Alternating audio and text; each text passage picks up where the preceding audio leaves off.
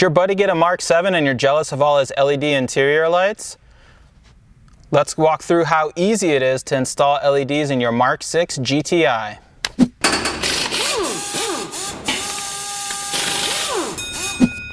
Why are we sitting in the dark right now?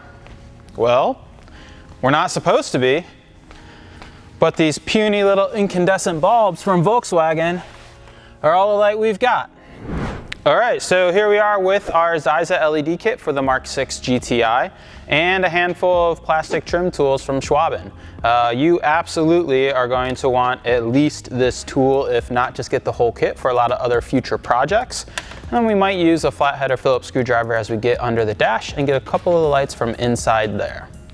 Our light kit comes with all of the lights inside the cab, so we're going to replace everything. We have 8 wedge style bulbs and 3 festoon style bulbs. A festoon style bulb looks like one of those old inline fuses with a wire going through it, so that's how you can identify that. And a wedge style bulb really looks like a regular incandescent light bulb, but it is polarized. In fact, the whole kit is polarized, so if you put one in and it doesn't light up, pull it out, flip it 180 degrees and put it back in, and it should light. This project should be pretty easy. Again, very simple tools, so let's go ahead and get started. Starting from inside the car, I've got a couple of the plastic pry tools from Schwaben, which are specialized for trim removal. I'm gonna start and pry the front end of the lens down, and then work our way around loosening the clips. Don't try and get everything in one pull, or you might break something.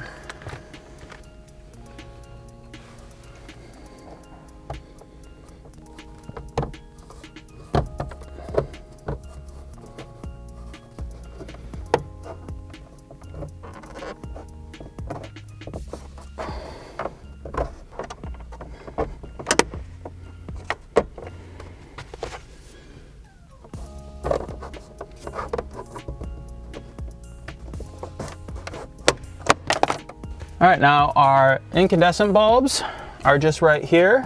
All right, so everything is a tight fit in here, and I got too big of fingers to get up in the little housing. So I added some blue tape to some needle nose pliers to help me pry these out. I wanted to add some tape to soften the jaws so that when the metal jaw hits the glass bulb, it doesn't cause any cracking. That blue tape just gives you a little bit extra cushion. This is the wedge style bulb. Similar to the others, it has the LED soldered onto the circuit boards. And you'll see here it has a keyway so that it can go into the receiver either this way or this way. So again, if we put one of these in and they don't turn back on, we'll pull it out, we'll rotate it 180 degrees, and we'll push it back in. We're gonna take our new bulb and put it back in exactly the way the old ones came out.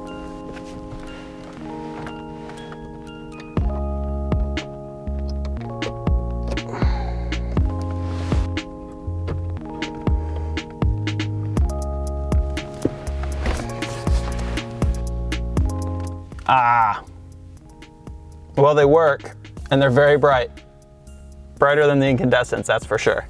Now that they're both working, we'll go ahead and put the lens back on, and I'm gonna turn them off. It's worth noting there's these 3 teeth that we're gonna feed up into the back here first, and then just snap the lens back up. There we go. Next up, visors. We're gonna pry on the outside. There's a notch here. You wanna get under that notch and under the housing, and we'll use the trim removal tool to take this out.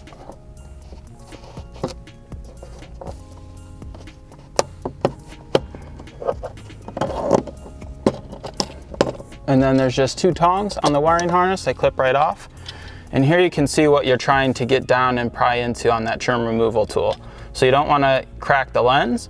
You wanna come back in through the whole thing. Good example of the bulb.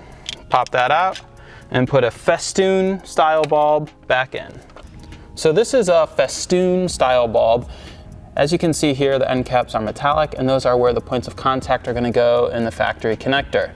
Here you can also see the LED bulb soldered to the circuit board, and when we install everything, we're gonna install it with the bulbs facing out or down, depending on the fixture, so that they flash through the lens. We don't want them going up back into the housing because they'll be too dim. The bulb's gonna go in the same way it came out, and here's what we're talking about. You wanna have those LEDs faced out through the lens.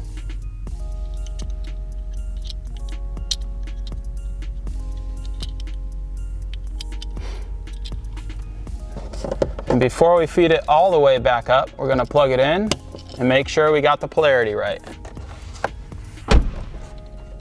There we go. Back in she goes.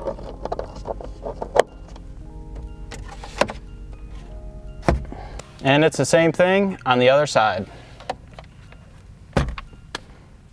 In the back of the car, it's going to be the same process as the front. We're going to gently work this housing down with our pry tool.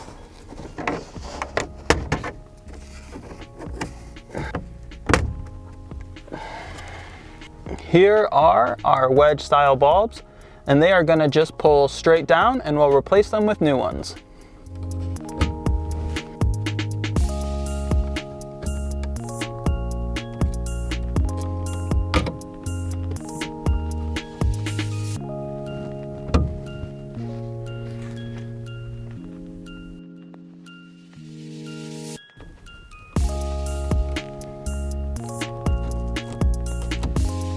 Go ahead and open the door.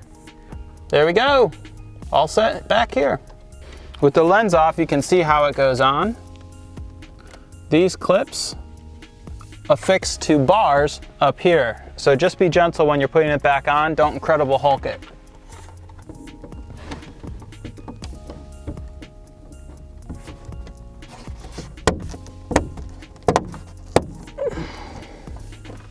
In the trunk, the process is pretty much the same as the festoons in the front, except it is the one longer festoon bulb that goes in the trunk.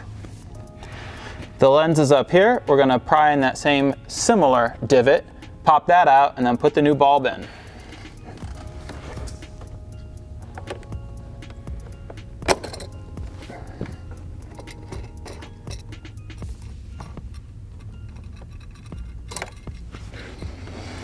I'm gonna let this one cool off before I touch it.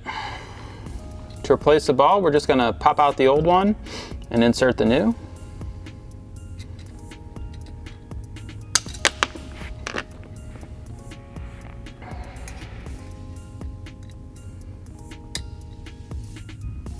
And let's see if we got the polarity right.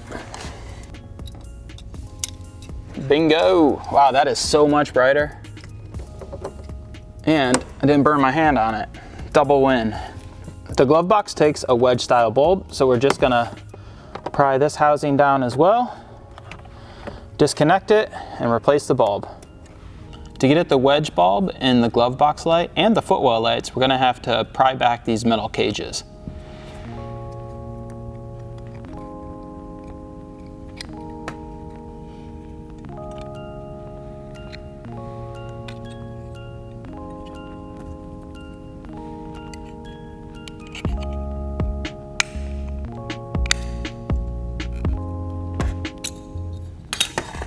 There you go.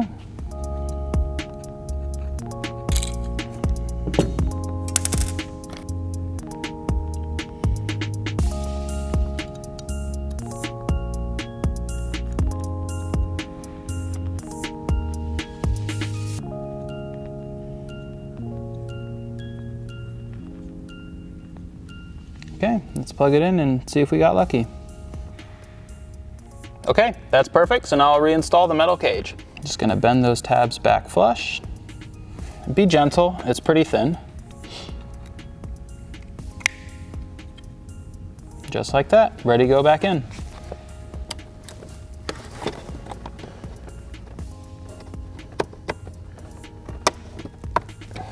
Voila! On the driver's side footwell, the lens and housing is the same as the passenger side, but it can be made a lot easier if you drop the OBD2 port out with it, because it's all one assembly, and then we'll have easier access to the bulb. 1 T20 Torx on this GTI.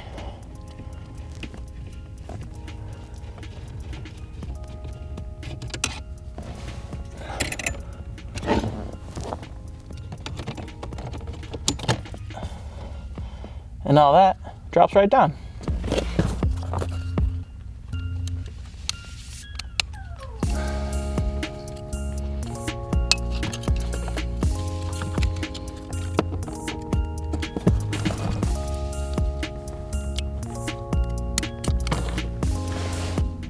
Same as the glove box, we're just gonna pry back these metal cages, gently, just enough to get them off. And then we'll change the bulb, test them, and throw it back in.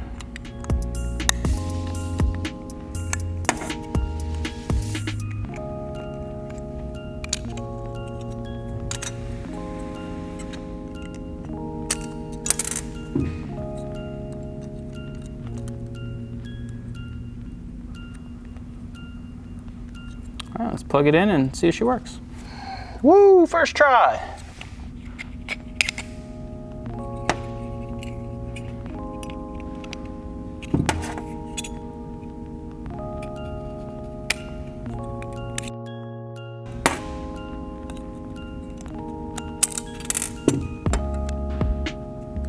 Test this one too. Success.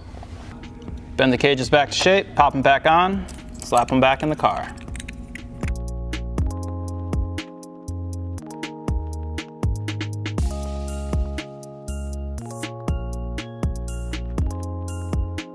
I'm really impressed with how bright these are. I'm kind of squinting to look out at you guys in the darkness right now. It really wakes up the interior of the car too. Getting rid of those incandescent bulbs really makes the Mark 6 interior feel like a new Mark 7. I really dig it. You could write a book in here, it's so bright. Installation is pretty easy. Just be patient. You're working with all plastic housings. I really, really recommend those plastic trim tools. We'll be sure to link to those as well as the bulbs in the description of the video.